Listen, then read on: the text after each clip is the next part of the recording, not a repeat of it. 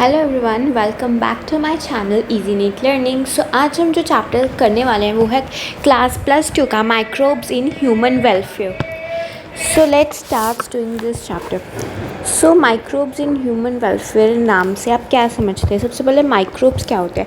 Microbes ऐसे organisms होते हैं जो हम माइक्रोब से देख सकते हैं, मतलब कि इतने स्मॉल ऑर्गेनिजम्स जो कि हम नेकेड आई से नहीं देख सकते, सिर्फ और सिर्फ माइक्रोब से देख सकते हैं। इनको माइक्रोब्स कहते हैं, मतलब माइक्रोस्कोप से देख सकते हैं, उनको माइक्रोब्स कहते हैं। और जो स्टडी ऑफ माइक्रोब्स होती है, माइक्रो ऑर्गेनिजम्स की जो स्टडी होती है, उसको माइक्रोबायोलॉजी कहते हैं। अब आपको कहीं ना कहीं पता होगा कि जो माइक्रोब्स होते हैं वो कॉस्मोपॉलिटन होते हैं। कॉस्मोपॉलिटन मतलब जो कि हर जगह प्रेजेंट होते हैं, जहाँ पे ह्यूमन बीइंग नहीं हो सकते, कुछ एनिमल्स, प्लांट्स, कुछ नहीं हो सकता, वहाँ पर भी प्रेजेंट होते हैं माइक्रोब्स। तो इसलिए उनको कॉस्मोपॉलिटन भी कहा जाता है। और वो कैसी प्लेसेस है, जैसे कि वो उनको एक्सट्रीमोफाइल्स भी कहा जाता है, मतलब हार्श लविंग मतलब हाई टेम्परेचर से लेके लो टेम्परेचर तक, हाई प्रेशर से लेके लो प्रेशर तक, हाई पीएच से लेके लो पीएच तक जो माइक्रोब्स है वो क्या कर सकते हैं, सर्वाइव कर सकते हैं। ठीक है, मतलब हाई पीएच, लो पीएच आपको समझ आ रहा होगा। एसिडिक मीडियम में भी और बेसिक मीडियम में भी माइक्रोब्स जो है वो सर्वाइव कर सकते हैं। वो एयर में पाए जाते हैं, वाटर में पाए जाते हैं, लैंड में पाए जाते हैं, हमारी बॉडी के अंदर पाए जाते हैं और एनिमल्स की बॉडी के अंदर पाए जाते हैं। जैसे गट माइक्रोबायोटा एग्जाम्पल होता है। ठीक है, ये होते हैं माइक्रोब्स। अब ह्यूमन वेलफेयर में हमें लगता है कि जो माइक्रोब्स हैं ना वो हमारे लिए अच्छे नहीं होते हैं। वायरस वगैरह, लगता है कि वायरस वगैरह अच्छे नहीं होते हैं। आई नो कई होते हैं बैक्टीरिया, वायरस, फंजाई जो कि बॉडी को नुकसान पहुंचाते हैं, बट उसमें से काफ़ी जो है हमारी बॉडी के लिए अच्छे भी हो सकते हैं। फॉर एग्ज़ाम्पल आप लोग कर्ड खाते हो, उसके अंदर भी बैक्टीरिया होता है, तो वो हमारे गट के लिए कितना अच्छा होता है। सो अभी इतना मैंने आपको समझा दिया। अब हम एनसीईआरटी से रीड करना शुरू करते हैं। सो okay. Besides microscopic plants and animals, microbes are the major component of biological system on this earth. कि मतलब माइक्रोस्कोपिक प्लांट्स और एनिमल्स के अलावा माइक्रोब्स भी होते हैं, तो मेजर कंपोनेंट होते हैं बायोलॉजिकल सिस्टम का हमारी अर्थ में। आपने स्टडी किया होगा diversity of living organisms chapter, पहले चैप्टर में आपने देखा होगा, हमने किंगडम्स देखी कि कौन सी 5 किंगडम्स क्लासिफिकेशन RH विटाकर ने जो दी है, उसमें 5 किंगडम्स में जो है डिवाइड किया गया है ऑर्गेनिजम्स को।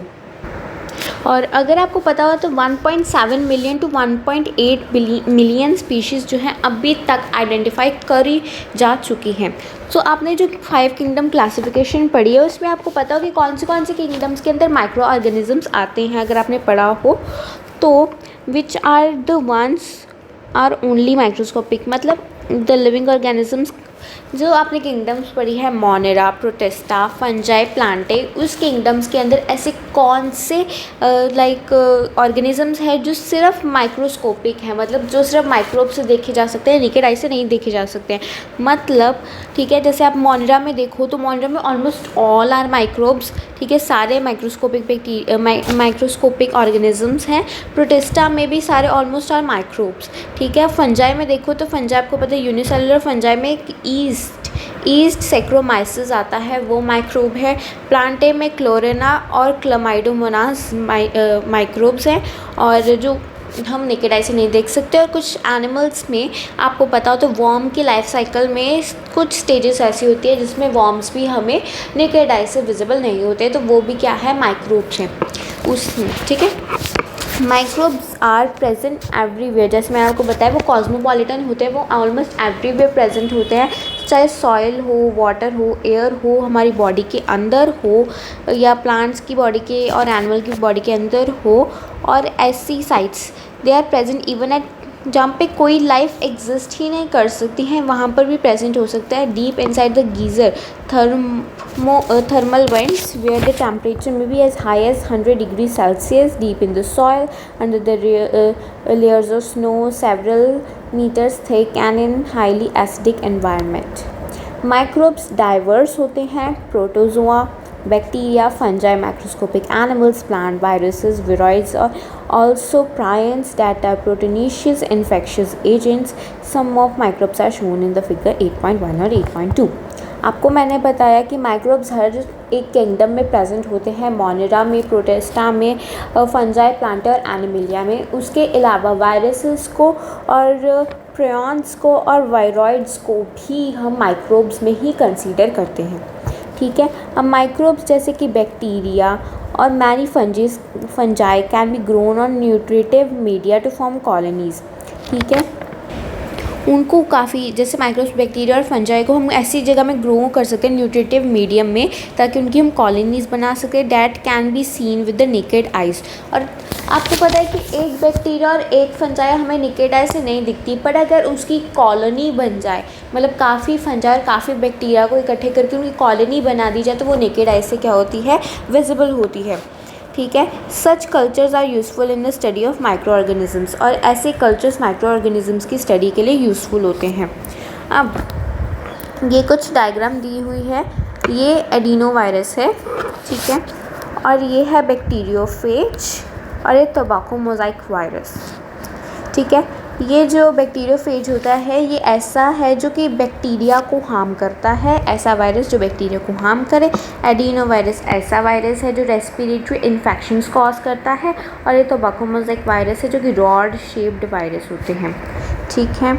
और यहाँ पे नंबर 1 पे हमें दिया हुआ है रोड शेप बैक्टीरिया जो कि मैग्नीफाई किया गया है, और सेकंड में सफारिकल दिया है, और एक लास्ट में rod shape bacterium showing flagella दिया हुआ है। मैं आपको एक बार शेप्स, आपने पहले चैप्टर में पढ़ी होंगी, नहीं पढ़ी तो मैं आपको एक बार शेप्स पढ़ के बता देती हूँ। सबसे पहले हमारे पास कुछ शेप्स होती हैं, जिसमें एक होती है बैसिलस,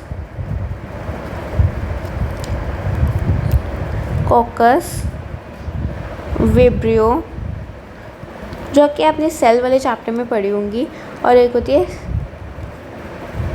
स्पाइरुला। आपको पता हो तो बैसिलस कैसी शेप होती है, ऐसी रॉड शेप टाइप्स, ऐसी कुछ।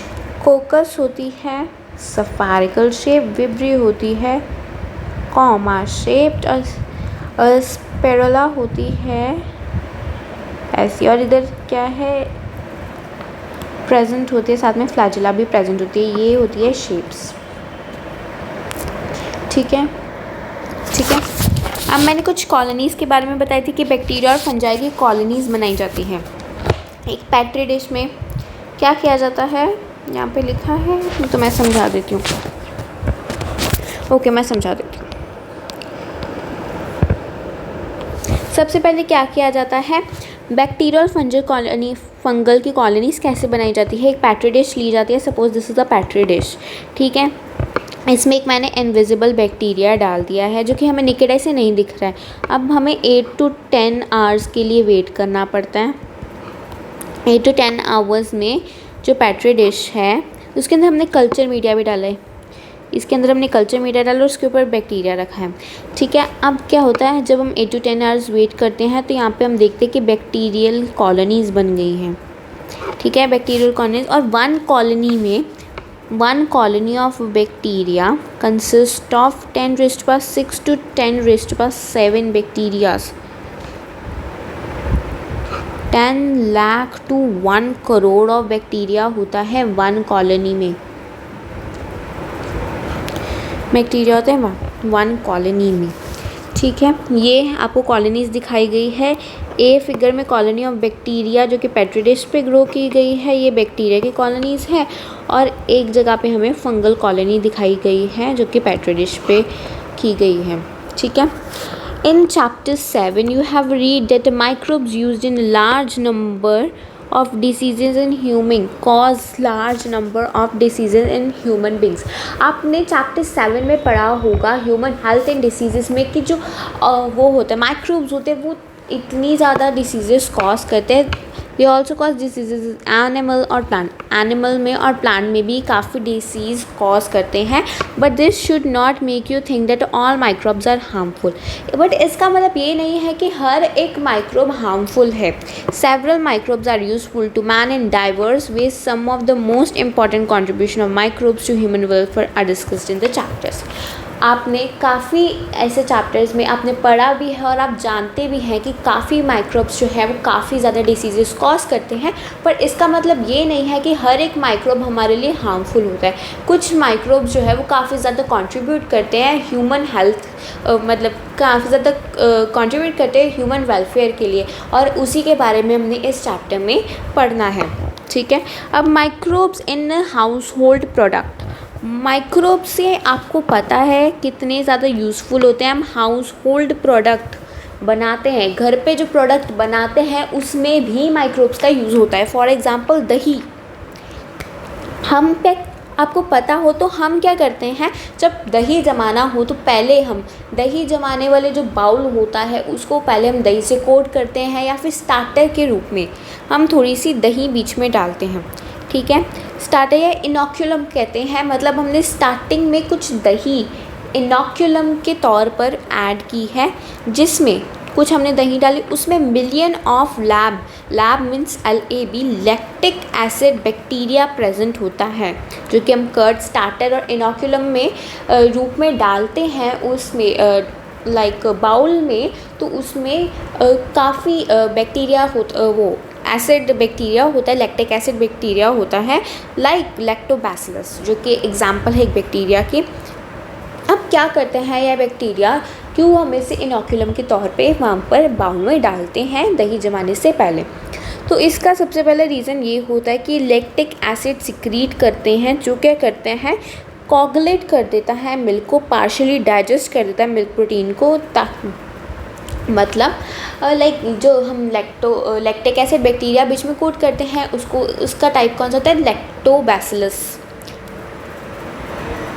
Like lactobacillus. ठीक है, अब वो क्या करता है कि मिल्क होता है, मिल्क को कोगुलेट कर देता है, मिल्क को कोगुलेट कर देता है मतलब डेंस कर देता है। अब क्या होता है, मिल्क के अंदर मिल्क प्रोटीन्स प्रेजेंट होते हैं, मिल्क प्रोटीन्स को डाइजेस्ट कर देता है, पार्शली डाइजेस्ट। तब ये कहते हैं कि दूध से ज़्यादा दही खाना ज़्यादा बेनिफिशियल होता है, बिकॉज उसमें जो वो होता है मिल्क प्रोटीन्स होते हैं ना, वो पार्शली डाइजेस्ट हो चुके होते हैं, जिसके कारण हमारे डाइजेस्टिव सिस्टम को मिल्क को डाइजेस्ट करने में इतना काम नहीं करना पड़ता, इसलिए curd is more beneficial than milk.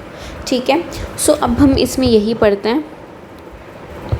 You would be surprise to know, highlighter use करते हैं। You would be surprised to know that we use microbes or products derived from them every day. A common example is the production of curd from milk. Microorganisms such as lactobacillus and other commonly called lactic acid bacteria, जिसको LAB भी कहा जाता है, वो milk में grow करवाए जाते हैं। ठीक है, एंड कन्वर्टेड टू कर्ड। ठीक है, लैक्टिक एसिड बैक्टीरिया जो होता है वो मिल्क में ग्रो करते हैं और उसको कर्ड के अंदर कन्वर्ट कर देते हैं। During growth the LAB produce acid that coagulates the partially digest the milk proteins, मतलब कोगुलेट कर देता है, मतलब डेंस कर देता है, और जो मिल्क के प्रोटीन्स होते हैं उनको पार्शली डाइजेस्ट कर देता है। A small amount of curd added to the fresh milk as an inoculum or a starter contains millions of lactic acid bacteria which at a suitable temperature multiply. तभी आपको पता हो कि उसको कुछ गर्म इलाके में रखा जाता है। जब हम दही जमाते हैं तो उनको थोड़ा सा हॉट टेम्परेचर पे रखा जाता है। इफ़ यू नो लाइक मैंने भी कभी दही जमाई नहीं है, बट एज़ लाइक मुझे थोड़ा सा पता है, सबको ही पता होता है कि ना हम उसको थोड़ा सा हीट टेम्परेचर पे, ऐसे सूटेबल टेम्परेचर पे हमें रखना होता है ताकि जो लैक्टिक एसिड बैक्टीरिया है वो मल्टीप्लाई कर सके सूटेबल टेम्परेचर पे, और उसी सूटेबल टेम्परेचर पे जो दही है वो जमती है। Thus converting milk to curd which also improves its nutritional quality by increasing vitamin B12 in our vitamin B12, मतलब जो है कन्वर्टिंग मिल्क टू कर्ड एक न्यूट्रिशनल क्वालिटी भी प्रोवाइड करता है, मतलब कि जो मिल्क के अंदर विटामिन B12 की जो मात्रा कम होती है उसको कर्ड में जब वो कन्वर्ट होता है तो उसमें विटामिन B12 की मात्रा बढ़ जाती है, और आपको पता है उसके मिल्क प्रोटीन्स जो पार्शली डाइजेस्ट हो चुके होते हैं, तो इसलिए जो हमारे स्टमक को इतना काम नहीं करना पड़ता उसको डाइजेस्ट करने में, इसलिए हमारे डाइजेस्टिव सिस्टम के लिए भी अच्छी है, और विटामिन B12 भी कर्ड जो है वो कंटेन करती है। ठीक है। In our stomach too the lactic acid bacteria play a very beneficial role in checking disease causing microbes. और जो कर्ड है वो एक और बहुत महत्वपूर्ण काम करती है कि हमारे स्टमक में चेक करती है कि कोई माइक्रोब्स, कोई डिसीज़ कॉजिंग माइक्रोब्स तो नहीं है। ठीक है, यहाँ तक हो गई हमारी कर्ड के बारे में। ठीक है, उसके बाद है हमारा इडली डोसा और ब्रेड्स डो। ठीक है, अब आपको पता हो कि जो डो होता है इडली का, डोसा का या किसी का भी जो डो होता है, लाइक नहीं इडली डोसा का, या फिर हम ब्रेड्स कोई बनाते नहीं, मतलब अगर आपने पता हो कई लोग घर पे भी ब्रेड बनाते हैं। ठीक है, अगर आपको पता हो कि जो ब्रेड्स हैं वो पफ हो रही होती है तो उसके लिए भी हमें कुछ लाइक चीज़ की ज़रूरत पड़ती है ताकि उसको वो ऐसे सॉफ्ट कर दे, ऐसी लाइक ऐसा टेक्सचर दे दे। ठीक है, पफ अप कर दे उसको, इडली या डोसा के डो को या फिर ब्रेड के डो को। ठीक है, जो इडली और डोसा का डो होता है वो फर्मेंट किया जाता है बैक्टीरिया के द्वारा। ठीक है, और bread in a bakery is form by bakers yeast Saccharomyces cerevisiae के द्वारा जो ब्रेड है वो बनाई जाती है। इडली डोसा बनाने के लिए क्या यूज़ होता है? बैक्टीरिया यूज़ होता है। और ब्रेड बनाने के लिए क्या यूज़ होती है? ईस्ट मतलब सेक्रोमाइसिस सर्वाइसी, जिसको बेकर्स ईस्ट कहा जाता है। ठीक है, अब डो और उसको बेकर्स ईस्ट को मैं बताऊंगी कि ब्रेवर्स ईस्ट भी कहा जाता है, वो मैं बाद में डिस्कस करती हूँ। ठीक है, डो जो है वो पफ्ड अप किया जाता है due to the production of CO2 के द्वारा। ठीक है, अब मैं आपको बताऊँ तो जो क्या होता है, ग्लूकोज 6C होता है, उसको 2 इंटू पायरुविक एसिड में तोड़ देते हैं और पायरुविक एसिड में वो एक तो इथेनॉल प्लस CO2 में टूट जाती है और एक लैक्टिक एसिड में 3 कार्बन लैक्टिक एसिड में टूट जाती है और एक इथेनॉल 2 कार्बन प्लस CO2 में टूट जाती है। ठीक है, वो CO2 जब प्रोडक्शन के कारण उसके अंदर CO2 की प्रोडक्शन होती है, उसके कारण उसकी पफ्ड अप अपीयरेंस होती है ब्रेड की। आप ब्रेड में डालो, केक में डालो, केक में इनो डालते हैं कई लोग, ढोकला में इनो डलता है, तो वो इनो मीन्स ईस्ट, इनो के अंदर ईस्ट डली होती है जिसके कारण पफ्ड अप अपीयरेंस आ जाती है। कई लोग और ईस्ट नॉर्मल ईस्ट यूज़ करते हैं, नहीं ईस्ट तो नहीं होता मेरे ख्याल से केक में, बट लाइक मैं वो एक एग्जांपल दे रही हूँ कि ऐसी पफ्ड अप अपीयरेंस जो आती है वो कैसे आती है। ठीक है, the dough which is used for making food such as dosa idli is fermented by bacteria. मतलब जो डो मेकिंग फूड जैसे डोसा या इडली बनानी है तो वो बैक्टीरिया के द्वारा फर्मेंट की जाती है। और पफ्ड अप अपीयरेंस जो कि आप देखो प्रोडक्शन ऑफ CO2 के कारण आती है, जो पफ्ड अप अपीयरेंस होती है। अब अभी ब्रेड पकड़ के हाथ में देखो, पफ्ड अप अपीयरेंस है, फुली होती है। आप ध्यान से देखो तो जब ब्रेड को आप देख सकते हो, यूट्यूब पे काफ़ी वीडियोस आप देख सकते हो, आप जब देखते हो ना लाइक वो ब्रेड की फॉर्मेशन, तो जो डाला होता है पहले वो इतना पफ नहीं हुआ होता है, वो नॉर्मल एक हद तक आपने केक बनाया हो तो आप इतना डालते हो वो फुल के बड़ा बन जाता है। ठीक है, वो पफ्ड अपीयरेंस आती है CO2 के कारण, formation of CO2। Can you tell which metabolic pathway is taking place in the resulting in the formation of CO2?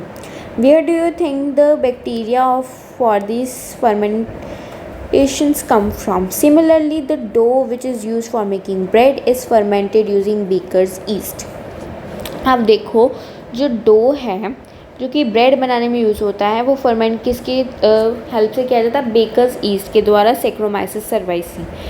ठीक है, अब यहाँ पे मैंने आपको CO2 की फॉर्मेशन भी सिखा दी है, एक बार मैं आपको करके दिखा देती हूँ। क्या होता है, ग्लूकोज होता है हमारे पास, ग्लूकोज पता हो तो 6 कार्बन होता है। अब इसको हमने तोड़ दिया तो ये टूट गया पायरुविक एसिड में, 2 इंटू पायरुविक एसिड में टूट गया ये। पायरुविक एसिड 3 कार्बन होता है तो एक पायरुविक एसिड और 2 पायरुविक एसिड, 2 पायरुविक एसिड में टूट गया 3 कार्बन प्लस 3 कार्बन। ठीक है, अब ये पायरुविक एसिड फर्दर 2 चीज़ों में टूट जाता है, दैट इज़ लैक्टिक एसिड में,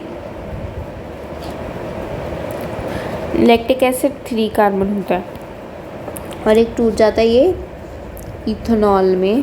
इथेनॉल आपको पता है 2 कार्बन और इसके साथ टूट जाता है CO2 that we need. This is the thing we need. और इसके कारण आती है puffed up appearance. So I hope so ये आपको समझ आ गया होगा. अब ये आप नाम याद रख लेना, Saccharomyces cerevisiae, जो कि बेकर्स ईस्ट और ब्रेवर्स ईस्ट है. अब number of traditional drinks and foods also made by fermentations by the microbes. अब आपने टोडी का नाम, जो लोग साउथ से बिलोंग करते हैं उनको टोडी का नाम पता होगा. एक ट्रेडिशनल ड्रिंक्स है कुछ साउथ इंडियन स्टेट्स में, जो कि fermentation of SAP of palm plant से बनती है. पाम प्लांट होता है, उसको फर्मेंट करके बनाई जाती है. और अदर थिंग्स जो कि फर्मेंटेड होती है वो होता है फिश, सोयाबीन और बैम्बू शूट्स. अब इससे सोया सॉस, सोफू और टेम्पा बनता है. हम यहाँ से ड्रिंक एक बार यहाँ से पढ़ लेते हैं. The number of traditional drinks and foods are also made by fermentation by the microbes. Toddy, a traditional drink of some parts of South Indian state, is made by fermentation of sap from plants. Microbes are also used to ferment fish. Fish को ferment करने में, soybean को ferment करने में, और bamboo shoots ताकि वो food items बना सकें. अब चीज़ के बारे में हम बात करते हैं. कई लोगों को चीज़ बहुत पसंद होता है. पिज़्ज़ा में चीज़ डाल के खाना, चीज़ बस्ट पिज़्ज़ा खाना कई लोगों को बहुत पसंद होता है चीज़. तो अब सुनो, चीज़ में काफ़ी ज़्यादा वैरायटी आती है. स्विस चीज़ जो कि बनाते हैं प्रोपियोनी बैक्टीरिया शर्मानी से. स्विस चीज़, रॉकेफोर्ट चीज़ और कॉमन बट चीज़, ये 3 वैराइटीज़ के बारे में आपको पता होना चाहिए. स्विस चीज़, रॉकेफोर्ट चीज़ और common but cheese. Swiss cheese कैसे बनाते हैं? प्रोपियोनी बैक्टीरियम शर्मानी से. रॉकेफोर्ट चीज़ पेनिसिलियम रॉकेफोर्टी से. और कॉमोबर्ट चीज़ बना होता है पी कॉमोबर्ट बर्टी से. सबसे ज़्यादा इंपॉर्टेंट इसमें स्विस चीज़ है. और मतलब वैसे तो सारे हैं, बट स्विस चीज़ से क्वेश्चंस आ जाते हैं ज़्यादातर. तो आप इसके बैक्टीरिया के नाम याद कर सकते हैं. रॉकेफोर्ट चीज़ का तो इजी है, पीछे रॉकेफोर्टी आ जाता है. और कॉमोबर्ट में पीछे मतलब पी कॉमोबर्टी आ जाता है. और बट स्विस चीज़ में स्वीजी नहीं आता है, आपको याद करना पड़ेगा प्रोपियोनी बैक्टीरियम शर्मानी. और सबसे पहले आपको एक चीज़ बताओ कि चीज़ एक ऐसी one of the oldest item है जो बैक्टीरिया से या फिर माइक्रोब्स का यूज़ करके बनाई गई है. One of the oldest item. ठीक है. डिफरेंट चीज़ हैव डिफरेंट, जो डिफरेंट चीज़ होती है उनके फ्लेवर्स अलग होते हैं, टेक्सचर अलग होता है, स्मेल अलग होती है, माइक्रोब्स यूज्ड तक अलग होते हैं. जैसे आपको मैंने बताया, स्विस चीज़ बना होता है प्रोपियोनी बैक्टीरियम शर्मानी से. रॉकेफोर्ट चीज़ बना होता है पेनिसिलियम रॉकेफोर्टी से. और कॉमोबर्ट चीज़ बना होता है पी कॉमोबर्टी से. ठीक है. अब ये एक बार पढ़ लेते हैं. चीज़ क्या है? एक one of the oldest food items in which microbes were used. Different variety of cheese are known by their characteristic texture, flavor and taste. The specially coming from the microbes used, जो कि different texture है, flavor है, taste है, वो अलग अलग क्यों होते हैं? different बैक्टीरिया यूज़ करते हैं, तो इसके कारण अलग अलग होता है. For example the large holes in Swiss cheese अगर आपने देखा होगा, आपने नहीं देखा होगा तो टॉम एंड जेरी कार्टून में जो जेरी चीज़ खाता था वो स्विस चीज़ था. फ़ोटो निकाल के देख सकते हैं गूगल से. स्विस चीज़ में होते हैं large holes due to the large production of CO2 by bacterium named as propioni shermanii. ठीक है. इसके कारण उसमें बहुत ज़्यादा बड़े होल्स होते हैं because of CO2 productions by propioni shermanii, propioni bacterium shermanii. The Roquefort cheese are ripened by the growing a specific fungi on them, which give them a particular flavor. ठीक है. Penicillium roqueforti उसका नाम है. ठीक है. Are ripened by a given specific fungi on them. आप highlight कर सकते हैं इसे. सो अभी तक हमने जो यहाँ तक हमने पढ़ा उसको हम एक बार रिवाइज़ कर लेते हैं. मैं आपको एक बार इसकी अच्छे से प्यारी वाली समरी दे देती हूँ ताकि इन द केस आपका टेस्ट हो तो आप लाइक 24:36 से स्टार्ट करके उसकी समरी इजीली सुन सकते हैं. सो हमने इस चैप्टर में अभी तक क्या पढ़ा कि माइक्रोब्स जो ह्यूमन वेलफेयर में हम यूज़ करते हैं, माइक्रोब्स एक ऐसे ऑर्गेनिजम्स होते हैं जो कि अपनी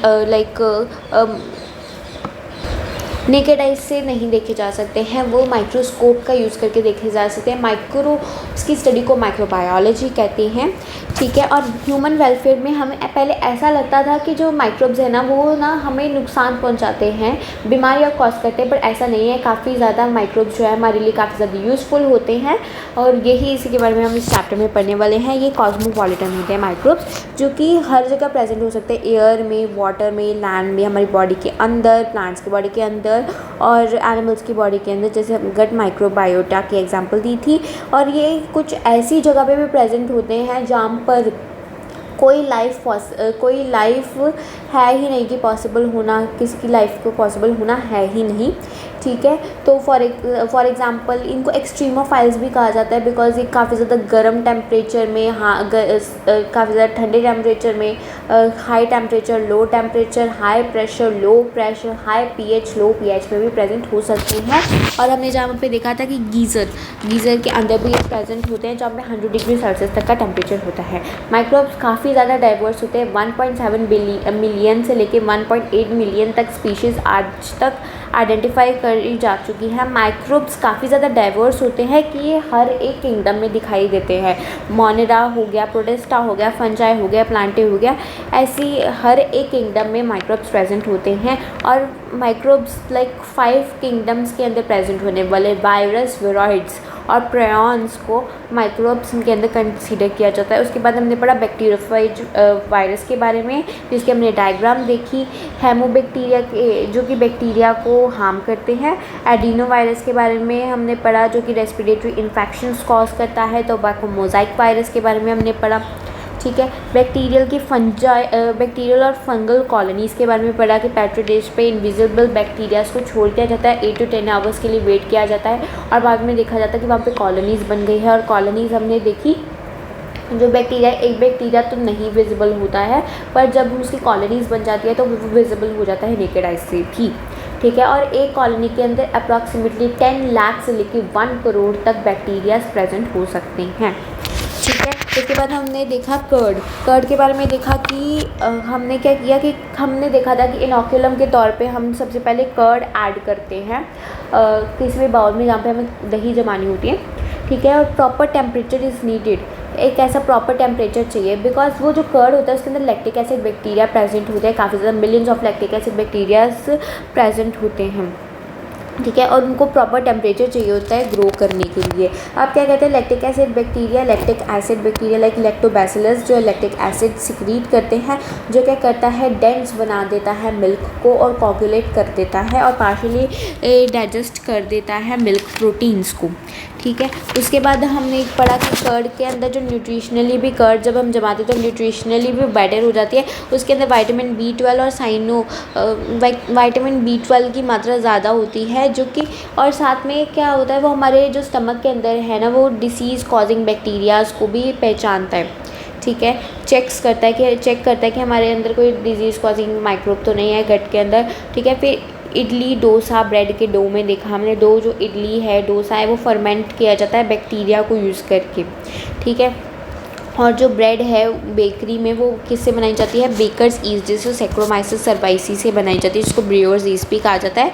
डो की जो पफ्ड अप अपीयरेंस है वो किसके कारण आती है, CO2 की प्रोडक्शन के कारण आती है, ठीक है। CO2 कैसे बनी थी, ग्लूकोज टूटा था 2 into पायरुविक एसिड में, और वो आगे लैक्टिक एसिड में, इथेनॉल में और CO2 में टूटा था, और जिस CO2 के कारण क्या होता है, पफ्ड अप अपीयरेंस आती है। उसके बाद में पढ़ा था ट्रेडिशनल ड्रिंक्स के बारे में, जैसे टोडी के बारे में हमने पढ़ा था, जो कि काफ़ी ज़्यादा साउथ इंडियन स्टेट्स में आपको टोरी ड्रिंक पाई जाती है, ठीक है। ये किसके सैप ऑफ पाम प्लांट से फर्मेंट करके बनाई जाती है। उसके बाद कुछ ज़्यादा फर्मेंटेड डिशेस के बारे में पढ़ा था कि हम फ़िश को फर्मेंट करते हैं, हमने उसको सोयाबीन को, बैम्बू स्टिक्स को फर्मेंट करके टोफू, सोया सॉस वगैरह जैसे इंग्रेडिएंट्स बनाते हैं। फिर हमने चीज़ के बारे में पढ़ा था कि cheese is one of the oldest items जो कि माइक्रोब्स की हेल्प से बनाई जाती है। उसके बाद मैंने स्विस चीज़, रॉकफोर्टी चीज़ के बारे में पढ़ा था। मेन एनसीईआरटी में दोनों गिवन है। स्विस चीज़ के अंदर काफ़ी ज़्यादा होल्स प्रेजेंट होते हैं क्योंकि उसमें large amount of CO2 secrete करता है प्रोपियोनी बैक्टीरियम शर्मानी। और रॉकफोर्टी चीज़ के बारे में पढ़ा था जिसके ऊपर फंगल कॉलोनीज़ ग्रो की जाती हैं और पेनिसिलियम रॉकफोर्टी से वो बना होता है। और उसमें देखा था कि डिफरेंट बैक्टीरिया को और डिफरेंट फंजाई को यूज़ करके जो चीज़ है वो प्रोड्यूस किया जाता है और उसके लिए उसके डिफरेंट फ्लेवर्स, टेक्सचर, स्मेल और माइक्रोब्स वो सारे अलग होते हैं। ठीक है, अभी तक हमने यहाँ पे पढ़ा है और अगले लेक्चर में हम पढ़ेंगे कि माइक्रोब्स है वो इंडस्ट्रियल प्रोडक्ट्स में कैसे यूज़ होते हैं। Thank you so much. अगर आपने अभी यहाँ तक वीडियोस देखी, हमारा चैप्टर जो है वो एटलीस्ट 3 लेक्चर्स में ख़त्म हो जाएगा। So thank you so much, आपने यहाँ तक देखी। Please like, share and subscribe to my channel अगर आपको वीडियो पसंद आई होगी। अदरवाइज़ अगर आपको वीडियो पसंद नहीं आई है तो प्लीज़ कमेंट में आप अपना फीडबैक दे सकते हैं। थैंक यू सो मच, आपने यहाँ तक वीडियो देखी and I will meet you in my next video. Thank you so much.